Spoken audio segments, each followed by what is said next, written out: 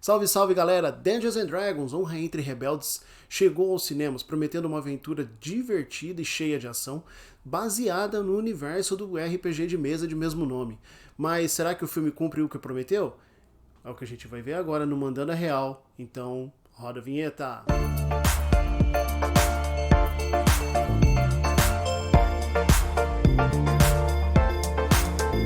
Galera, esse é um vídeo sem spoilers, beleza? Então já aproveita, deixa o like aí para não esquecer e também para valorizar o nosso trabalho. Se ainda não é inscrito aqui no canal do Popverso, se inscreva e aproveita para ativar o sininho das notificações para não perder vídeo novo aqui no canal.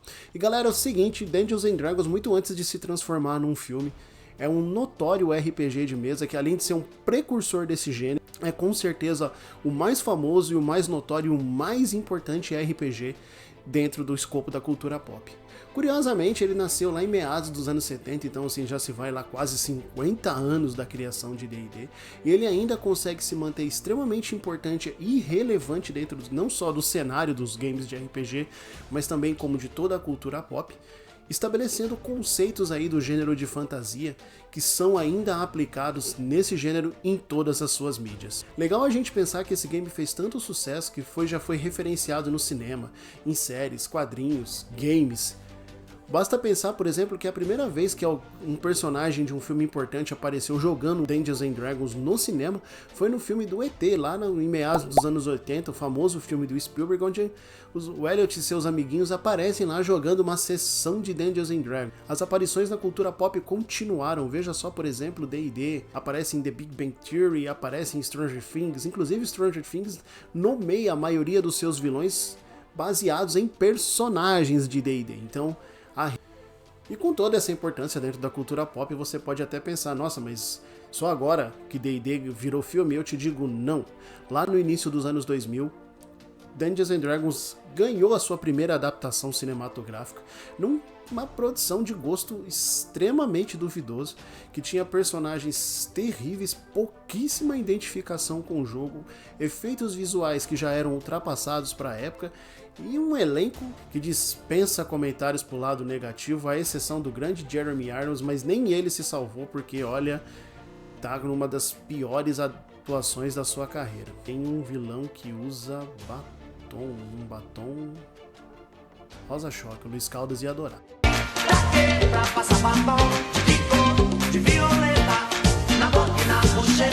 E como se essa joia já não fosse o suficiente, o filme ganhou mais duas continuações, essas que foram produzidas diretamente para home video e que conseguiram ser ainda piores que o primeiro.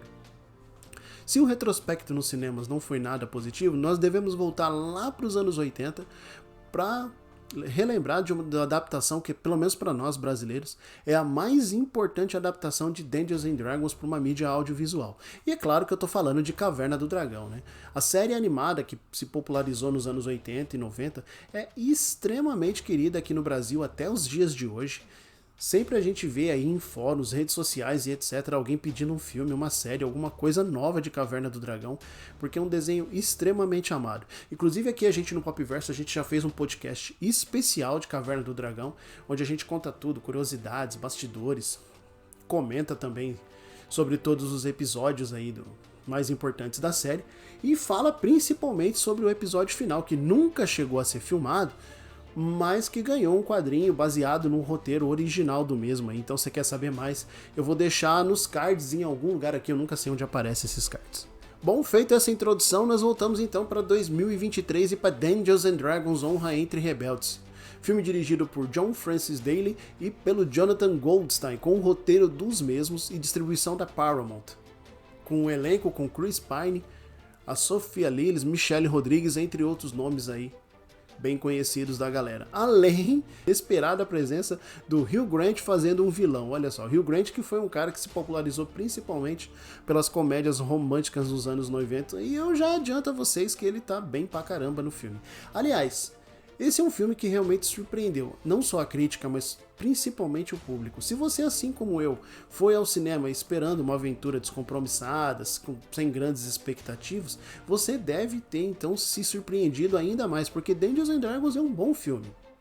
Nós acompanhamos a história do Edwin, que é o personagem do Chris Pine, que é um bardo que está em busca de uma pedra da ressurreição para ressuscitar a sua esposa e recuperar a confiança perdida da sua filha. Legal a gente pensar que, né, em vez de a gente ter um guerreiro, um cavaleiro, um paladino, não, nós temos a história centrada na figura de um bardo. O bardo que normalmente é uma figura meio odiada por aqueles que jogam RPG. Mas, enfim, né? E o Chris Pine, diga-se de passagem, tá muito bem no papel, tá? Mas a gente já fala das atuações. E aí o legal é a gente pensar, primeiramente, como essa narrativa ela é muito coesa e muito comprometida em entregar pra gente aquela sensação de jornada, sabe? De epopeia, que é o que o RPG de fantasia normalmente nos entrega, né? Aquela campanha heróica entre amigos, né? Com lealdade, com amizade, com aventura, com diversão. E assim, o filme espelha esse tipo de campanha, então é um baita acerto, sabe? Em momento algum a narrativa é truncada, cria barriga, muito pelo contrário, o filme rapidamente se desenvolve os seus pontos principais, entregando pra gente as motivações e os objetivos.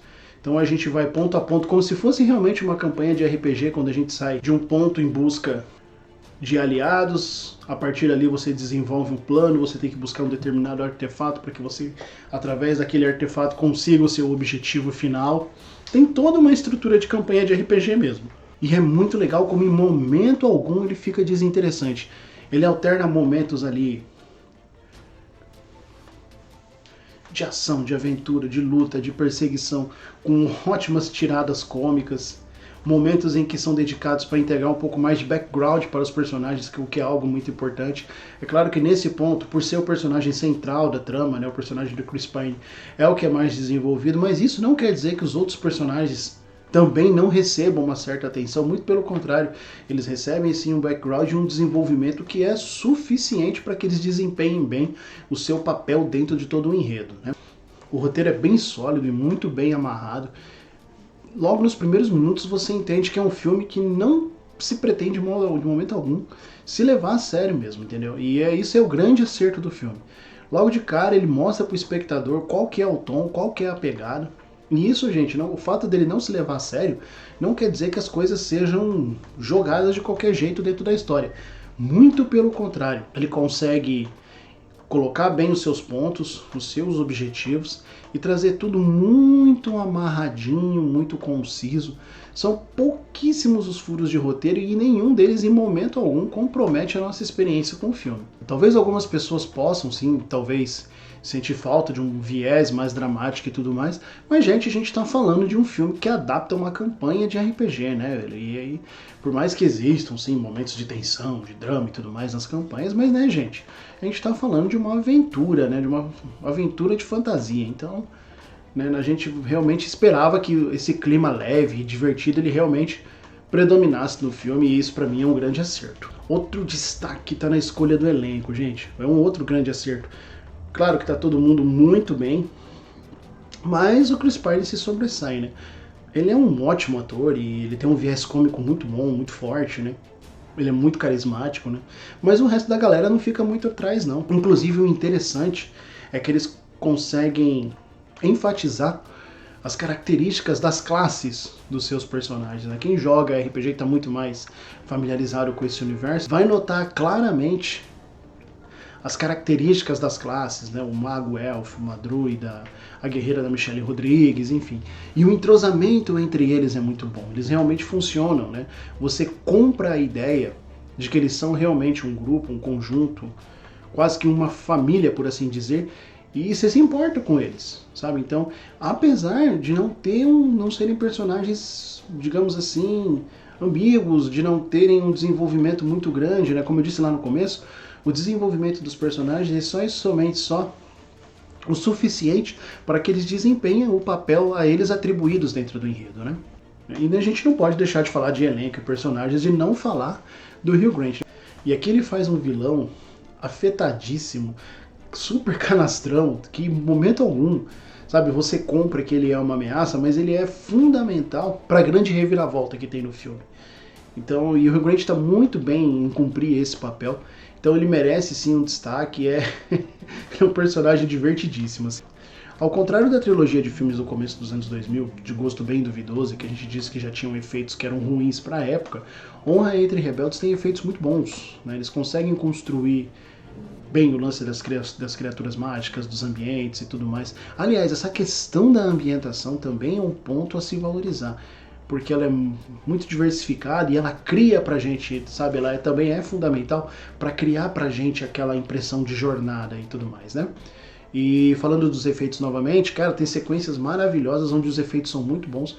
A gente viu um pouquinho disso daí durante os trailers, mas principalmente uma sequência onde eles estão numa caverna e enfrentam um dragão. Afinal de contas, é um RPG de fantasia, você tem que ter um dragão, né? E é maravilhosa a sequência, sabe? Se você não é um iniciado nesse universo de D&D ou de RPG e tudo mais, não se preocupe, você não vai ter dificuldade nenhuma para compreender a trama, tá? O roteiro ele é muito bem desenhado, tanto para quem é fã e tem vivência com esse tipo de universo, né? Quanto para quem tá chegando novo aí, não sabe nada de D&D, não sabe nada de RPG. Então não se preocupe quanto a isso. Claro que se você é um fã do game e tudo mais, a experiência ela vai ficar muito mais saborosa, né? Porque você vai conseguir pegar várias e várias referências, easter eggs e tudo mais. E olha, tem muita referência, mas muita referência ao material original. Mas claro, que a referência que aqueceu o coração, principalmente de nós brasileiros, foi a presença da galerinha lá de Caverna do Dragão, né? Isso daí não é spoiler, tá, gente? Isso aí já tava no material de divulgação do filme e tudo mais, né? Só que eu esperava uma cena curta, e ela é uma cena até relativamente grande, viu? Eles têm uma presença, uma participação até bacana, assim.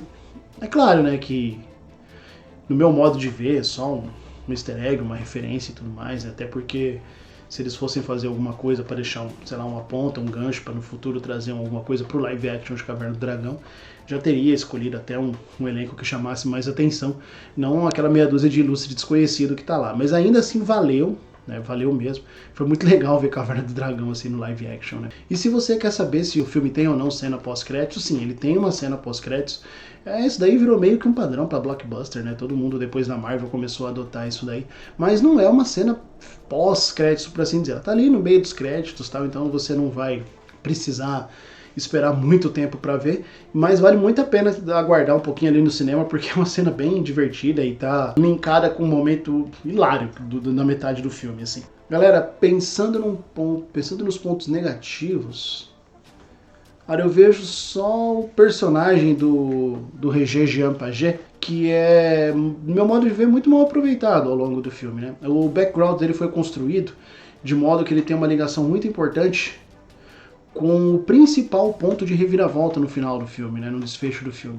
Então ele poderia ser melhor aproveitado até para trazer um viés mais dramático pro filme, né? Como a gente falou lá no começo, é lógico que a gente não esperava um grande drama e tudo mais, mas pela maneira com que foi construído o seu background, seria bem interessante que ele tivesse esse tipo de aproveitamento. Mas não acontece, depois ele faz uma aparição lá no final do filme, ali meia blasé assim, meia não sei de onde eu vim, tô chegando aqui, mas tudo bem. Mas como eu disse, né, é um ponto negativo que não compromete a experiência do filme. Galera, Dungeons and Dragons Honra entre Rebeldes é um dos filmes mais divertidos que eu assisti nesse ano de 2023, foi uma grata surpresa realmente. E se eles estiverem pensando em fazer uma continuação, porque esse filme tá fazendo grana e provavelmente vai chamar a atenção do estúdio, vai rolar uma continuação, eu espero que de fato eles continuem sendo muito felizes nas escolhas dele, trazendo filmes com essa leveza e com essa sensação de jornada, de epopeia, de amizade, que são sentimentos muito pertinentes a qualquer boa campanha de RPG.